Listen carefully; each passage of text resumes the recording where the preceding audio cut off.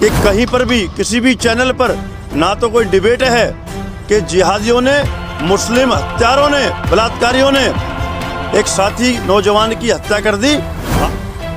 भी हम गृह मंत्री भारत सरकार के नाम एक ज्ञापन भी देंगे और हमारी मांग है कि कड़ी से कड़ी धाराएं जो है इन अपराधियों पे लगाई जाए। उन्होंने चैलेंज कर करके रख दिया है कि पहले हम आपका बहनों का आपका बलात्कार करेंगे, फिर आपके घर में घुस करके आपको धमकी देंगे।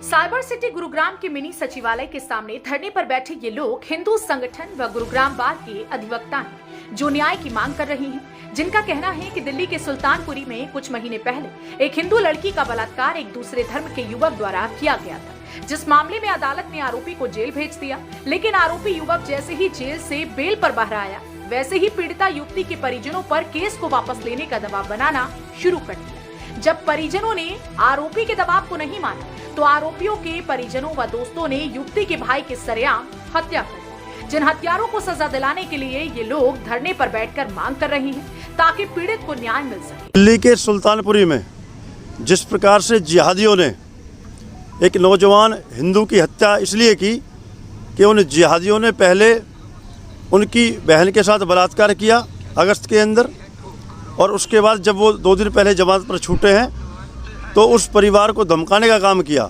डराने का काम किया, और जब उन परिजनों ने वो उनसे डरे नहीं तो उनकी गोली मारकर हत्या कर दी। ये जिहादी जिस प्रकार से सुल्तानपुरी के अंदर जो तांडव हुआ है, जो नंगा नाच हुआ है, और एक हिंदू नौजवान की इकलौते परिवार में कमाने वाले नौजवान की जो हत्या की गई है, उसके विरोध के अंदर आज हम यहाँ पर हिंदुस्तान के हिंदुओं को जगाने का काम करना चाहते हैं।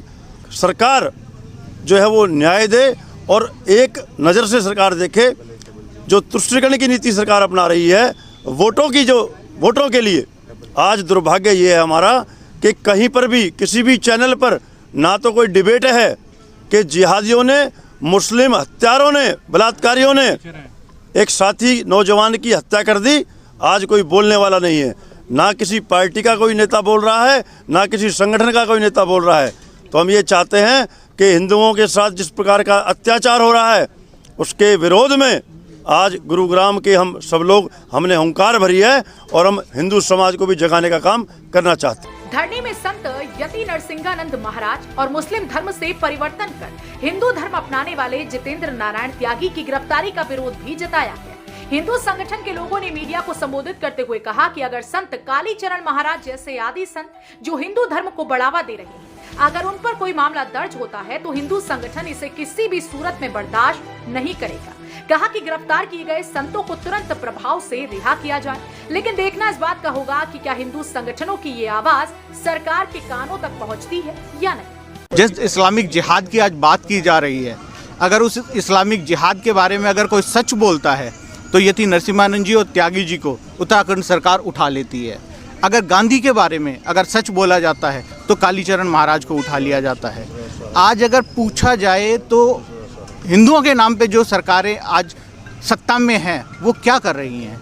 वो कहती थी कि हम आएंगे तो हिंदुओं को बचाएंगे, हिंदुओं के साथ ऐसा नहीं होगा, लेकिन वो हिंदुओं का सिर्फ राजनीतिक इस्तेमाल करती हैं और इस्तेमाल करने के बाद में जब चुनाव आते हैं तो अपने चुनावी बेनिफिट के लिए उन्हें कुचलने का भी काम कर रही है। देखिए, अभी हम गृह मंत्री भारत सरकार के नाम एक ज्ञापन भी देंगे और हमारी मांग है कि कड़ी से कड़ी धाराएं जो है इन अपराधियों पे लगाई जाए, और अगर इस तरीके की फ्यूचर में कोई भी घटना होती है तो उन पे रासुका जो है वो इम्प्लीमेंट किया जाए।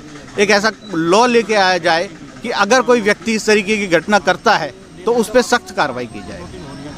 धरने पर बैठे लोगों ने दिल्ली सरकार से मांग करते हुए कहा कि दिल्ली सरकार को बलात्कार करने और फिर उसके भाई की हत्या करने वाले जैसे जिहादियों पर रासुका लगा देनी चाहिए। देश के गृह मंत्री अमित शाह के नाम एक ज्ञापन भी हिंदू संगठन की तरफ से भेजा जाएगा।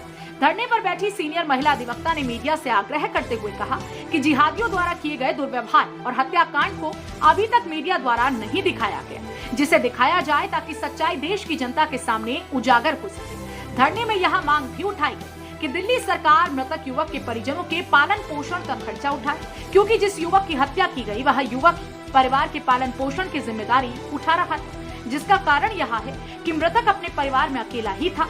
धरने पर बैठे संगठन के लोगों ने सरकार को चेतावनी देते हुए कहा कि सरकार हिंदुओं को सिर्फ वोट बैंक ही ना समझे। अगर हिंदू समाज के लोग सरकार को सत्ता में बैठाने का काम करते हैं तो सत्ता से बाहर फेंकने का काम भी कर सकते हैं। प्रधानमंत्री नरेंद्र मोदी ने बेटी बचाओ बेटी पढ़ाओ का नारा दिया था, लेकिन दिल्ली में जिहादियों द्वारा जिस प्रकार बेटी के साथ बर्बरता कर उसकी आवाज को दबाने के लिए उसके भाई की हत्या की गई है, उससे तो ऐसा लगता है कि प्रधानमंत्री द्वारा दिए गए नारे की जमीनी हकीकत कुछ और ही दिखाई देती है।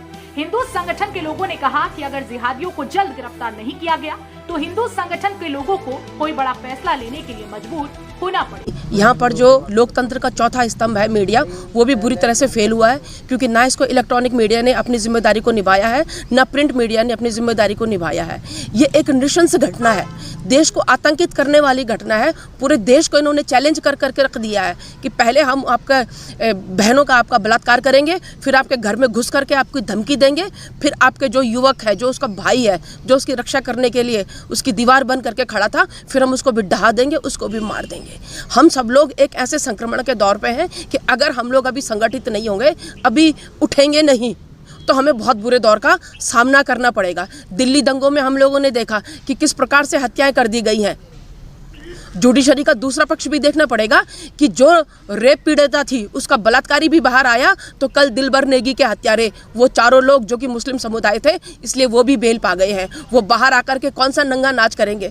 दिलबर नेगी की पोस्टमार्टम रिपोर्ट किसने नहीं देखी? हाथ पैर काट दिए गए थे, उसको जला दिया गया था। इन चीज़ों का क्या करेंगे? अभी मैं सुन रही थी जब आप मेरे भाई कुलभूषण जी से बात कर रहे थे, बेटी बचाओ। अरे बेटी बचाओ नारा नहीं, चैलेंज है। बचा सकते हो क्या बेटी? मैं भी आप लोगों से कह रही हूँ, बेटी बचाओ, बहन बचाओ, अगर तुम्हारे बस की है तो बचाओ। नारा नहीं है ये, समझो इसे। ये एक नियति है और हम लोगों को इस चीज़ से होकर के निकलना पड़ेगा। बड़ी शर्मनाक बात है। आप सभी मीडिया हाउस से मैं निवेदन करती हूँ कि इस टाइम पे निसंदेह चुनावी माहौल चल रहा है, आपके पास साक्षात्कार के गर्म मुद्दे हैं, लेकिन इस मुद्दे को भी मत भूलिए। एक बहन की अस्मिता दांव पर लगी है, उसका भाई उसकी अस्मिता की रक्षा करते करते शहीद हो गया है। अगर अब हम राष्ट्रीय सुरक्षा कानून नहीं लगाएंगे तो फिर कब लगाएंगे? अभी पूरा का पूरा देश एक नेतृत्व की तरफ देख रहा है, लोकतंत्र के चौथे स्तंभ की तरफ देख रहा है। अगर कोई अपना कर्तव्य नहीं निभाता तो आप निभा लीजिए। लोकतंत्र की रक्षा तो आपको भी करनी है, चौथे स्तंभ आप भी। ब्यूरो रिपोर्ट, हरियाणा वरदान, गुरुग्राम। देश व प्रदेश की खबरों को सबसे पहले देखने के लिए हरियाणा वरदान चैनल को सब्सक्राइब करें, लाइक करें व शेयर करें।